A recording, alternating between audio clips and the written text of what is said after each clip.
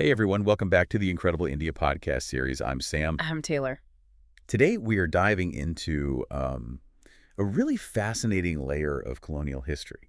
It's one that often gets, well, completely overshadowed by the story of the British Raj. That's right. We're doing a deep dive into what's sometimes called the Little Europe of Bengal, three small neighboring Bengali towns, Chandannagar, Bandel, and Serampore. And our source material gives us this incredible insight into what happens when not just one, but three different non-British colonial powers, we're talking the French, the Portuguese, and the Danish, each try to carve out their own miniature capital along the Hooghly River. Yeah, it's really an absolute goldmine if you're curious about cultural synthesis, those surprising moments where things just blend together. Right. You're going to discover that Bengal's colonial past isn't just one single story. You see these distinct architectural styles, unique economic experiments, and this really interesting mix of European ideas like rationalism and local Bengali traditions and spirituality. So we're basically using these sources as a kind of roadmap. Yeah. To see how modern Bengali identity was forged in, well, multiple fires, not just the British one. Exactly. Multiple influences, multiple outcomes. Okay, let's unpack this then. I mean, Yeah. the geography itself is wild. How did three different European powers manage to set up these, unique strategic footholds right next to each other on the same crucial river? Yeah. They must have had completely different game plans, right? Oh, they absolutely did. And that's really why their legacies look so different today. So let's start with the French in Chandannagar. They got established around 1673. Okay. Their goal was pretty clear: commercial gain and political rivalry. They really wanted to build a grand city, a thriving hub designed specifically to compete with the British East India Company. So their whole reason for being there was basically sticking it to the British. Pretty much, yeah. Their strategy involved a lot of high-level diplomacy. They worked hard to get favorable trading privileges and land grants directly from the powerful Mughal governors who were, running things at the time. Right. And that diplomatic success sort of explains why Chandannagar was laid out like a French town. You see those wide streets, the planned squares. It reflects that European ambition. Okay. Now, the Portuguese at Bandel, well, that sounds like a different story. Entirely different, yeah. They had the advantage of history being there much earlier, back in the 16th century. Wow, that early. Yeah. And Bandel wasn't primarily about trade, not in the same way. It was really a Catholic missionary center. Their main focus was on, well, religious conversion and long-term cultural assimilation, maybe more than just moving goods. They chose the site, a specific bend in the river, partly for its defensive advantages. Good spot to protect. Makes sense. And this focus led to, bridging cultures, the establishment of Eurasian families. It was all centered around the Basilica of the Holy Rosary, the Bandel Church, which was consecrated in 1660. A very different vibe. Definitely. Okay, and then you've got the Danes showing up in Serampore, kind of late to the party, 1755. What was their angle? The Danes, well, they seem to have had the most pragmatic approach, maybe. The Danish East India Company focused on smaller-scale, sustainable commerce. They kind of recognized the power dynamics already in play. So they weren't trying to compete head-on. Not really. They emphasized peaceful coexistence. They actively promoted local languages. Yeah. They hired Bengali administrators, which is quite forward-thinking. They weren't trying to build a rival to London or Paris. Okay. And crucially, they saw Serampore's potential as this stable, neutral ground, which in turn allowed it to become a major printing and educational center, largely because it was protected by Danish neutrality during various conflicts. That brings up a really critical point. You mentioned the power dynamics.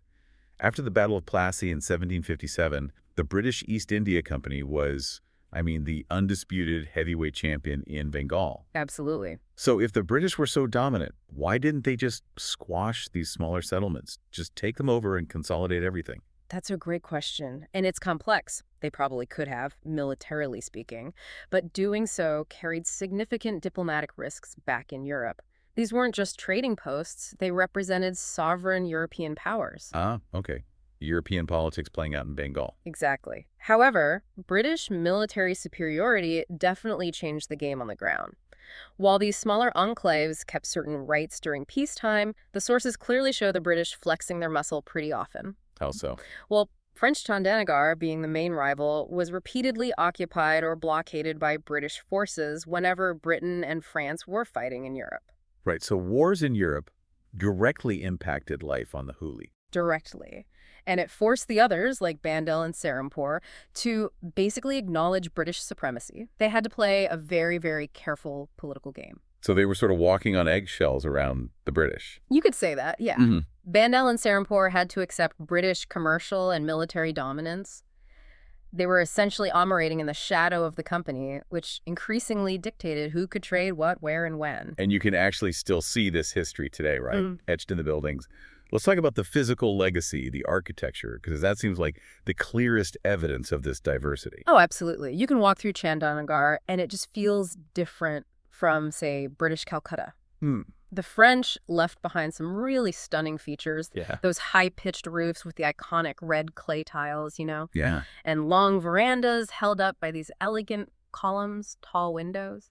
It's that French sense of symmetry, but cleverly adapted for the Bengali climate, trying to deal with the heat and the monsoon. So it wasn't just about aesthetics, it was practical too. They weren't just trying to replicate French chateau. Exactly. Very practical. Take the Institut de Chandannagar, for example. It perfectly blends that French symmetrical layout, the formal design, with really essential tropical elements like large internal courtyards and super high ceilings, both designed purely for better airflow. Smart. And likewise, the Sacred Heart Church there, it shows a simple, elegant French colonial church design, but built using local materials and techniques. Okay. And Bandel, you said, was more focused on religion, so the architecture reflects that. Very much so. It's dominated by its religious structures, especially the Basilica of the Holy Rosary, the Bandel Church. I mean, parts of it date back to 1599, though rebuilt in 1660. It's a real feat of engineering for its time. How so? What makes it unique architecturally? Well, it used local brick and lime mortar, which was common, but the really distinctive thing is the massive buttressing, those big supports on the outside. The Portuguese clearly adapted their building techniques specifically to handle Bengal's intense monsoon rains and also the earthquakes that sometimes hit the region. It was built to last, built tough. That's interesting. Yeah. And you mentioned cross-cultural exchange earlier. Did local builders pick up on these European techniques? Yes, absolutely. Our sources point out something wonderful. Even the famous Hindu Hangseshwari temple, which is a really important piece of Bengali heritage nearby, actually shows some Portuguese architectural influences in its construction methods. No kidding. Yeah, it wasn't just a one-way street of imposition. There seems to have been a genuine two-way exchange of engineering knowledge between local master builders and the Europeans. That's fascinating. Okay, let's switch gears to the Danes in Serampore. You mentioned their pragmatism. How did that famous Scandinavian sense of order translate into town planning on the Hooghly? Well, the Danes brought this very systematic, rational approach to urban planning. It really stood out compared to the more organic, winding growth of traditional Bengali towns. So, straighter lines. Definitely. You see that characteristic Scandinavian orderliness, wide, straight roads intersecting at right angles, like a grid. But they went beyond just drawing lines on a map. They actually introduced building codes. Really? Back then? Yeah, things like mandating setbacks, how far buildings had to be from the road. And they invested significantly in quite sophisticated water management and drainage systems, which were absolutely essential for surviving the monsoon season without constant flooding. That focus on municipal infrastructure sounds incredibly modern for the time. It really was quite revolutionary for 18th century Bengal, and you see it in their institutional architecture too. The Serampore College campus is a great example of Danish institutional planning. Buildings arranged around courtyards, connected by covered walkways. Protection from sun and rain. Exactly. It's a design that respects European educational traditions, but makes very practical concessions to the realities of the tropical climate. So the architecture gives us the physical shell, the outward appearance. But what about the life inside? How did European customs really, blend or fuse with local Bengali traditions in these little Europes? Yeah, this is where the cultural synthesis gets really deep. In Chandannagar, with the French, the influence went beyond just language, although it did become a bilingual community. Okay. French teaching methods, which emphasized literature, philosophy, the arts, these were embraced. Local Bengali intellectuals actually engaged quite deeply with French rationalist ideas, Enlightenment thinking. The Alliance Française there acted as a really powerful cultural hub, a place for exchange. That's a significant intellectual footprint. Yeah. What about Bandel, the Portuguese, and their spiritual focus? Right. So the Portuguese established one of India's oldest Catholic communities there, but it wasn't static. It really evolved in a local context. Catholic festivals like Christmas started incorporating distinctly Bengali features. Like what? Well, you'd see traditional Bengali sweets being shared, people wearing specific local attire to church services, even adapting religious procession styles to feel more, well, Bengali. Interesting. And the annual feast of Our Lady of Happy Voyage became famous because it wasn't just a Catholic event. It drew people from all religious backgrounds, Hindus, Muslims, everyone. It was a powerful demonstration of that cultural and spiritual blending. That really speaks to a kind of coexistence. And the Danes in Serampore. You mentioned social reform through education.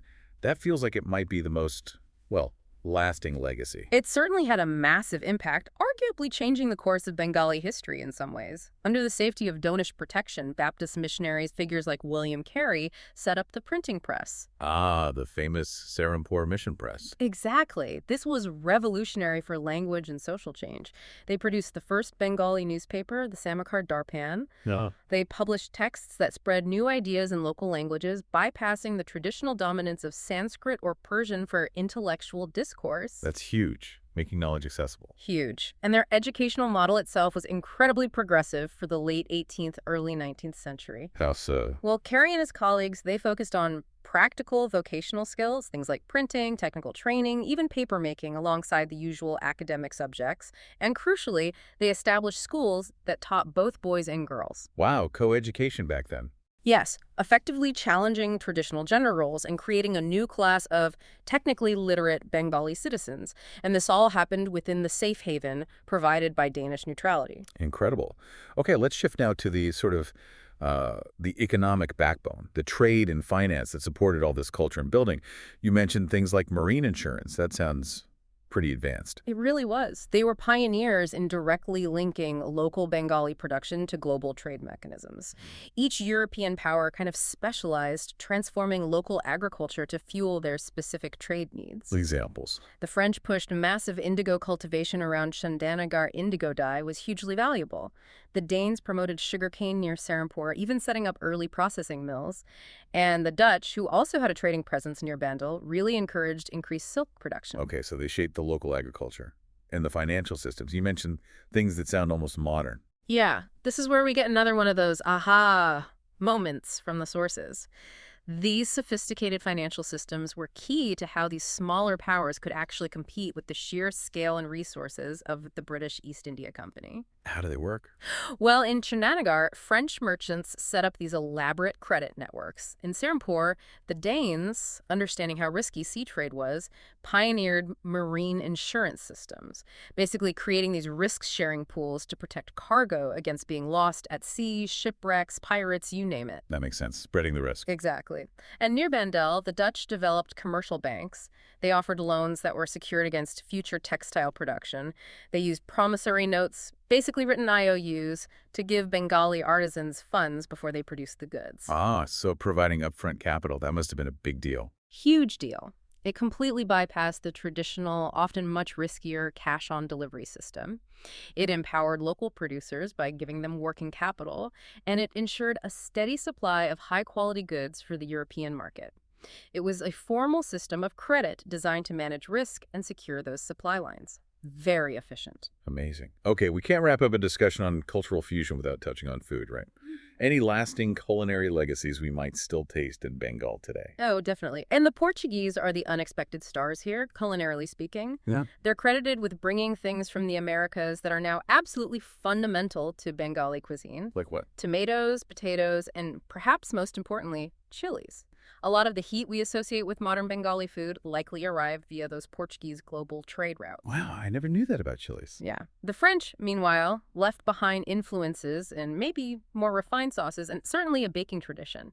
You can still find breads and pastries in these areas that often have a unique twist, maybe modified with local Bengali spices or sweeteners. A delicious fusion. Sounds good.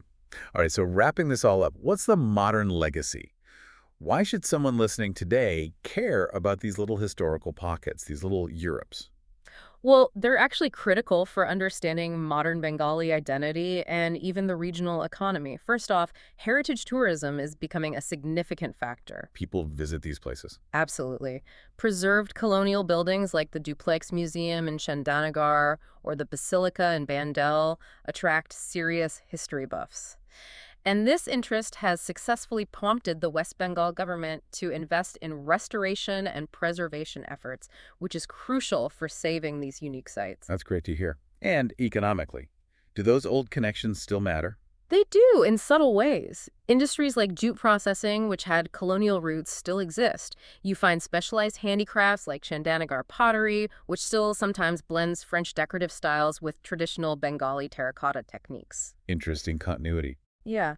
And even the historical focus on education and publishing in Serampore, stemming from the mission press, arguably still influences the region's intellectual life and industries today. The DNA of these specific colonial projects is still embedded there. It really is fascinating, isn't it? Yeah. That these seemingly small, specific histories, a particular insurance policy here, a Yeah. school that taught girls there, a certain style of roof, have woven themselves so tightly into the larger fabric of modern Bengali identity. It created this complex mosaic rather than just one single pattern. Exactly. I think the legacy of these little Europes really proves that culture is never static. It's always a living dialogue, right? These global connections forged centuries ago continue to shape identity, commerce, even how towns look and feel today. It reminds us that the big picture of history is always made up of countless small, often surprising individual stories. A perfect thought to end on. If you decide to travel to Bengal or elsewhere in India, we have a recommendation. Five Senses Tours organizes tours across India, which are immersive cultural experiences.